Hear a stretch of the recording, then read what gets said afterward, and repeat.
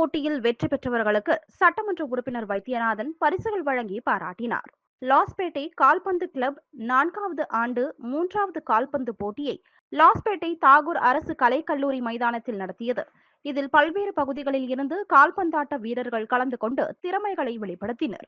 மேலும் நிகழ்ச்சியில் மூத்த உறுப்பினர்கள் சிவா, தாமோதரன், மிக்கேல், ஆல்வின், சிவமணி மற்றும் மதியழகன் ஆகியோர் தலைமையில் ஏற்பாடு செய்யப்பட்டிருந்தது. இந்த விளையாட்டுப் போட்டியில் சிறப்பு விருந்தினராக லாஸ்பேட்டை தொகுதி சட்டமன்ற உறுப்பினர் வைத்தியநாதன் கலந்து கொண்டு இறுதிப் போட்டியை தொடங்கி வைத்து வெற்றி பெற்றவர்களுக்கு பரிசுகள் வழங்கி பாராட்டினார்.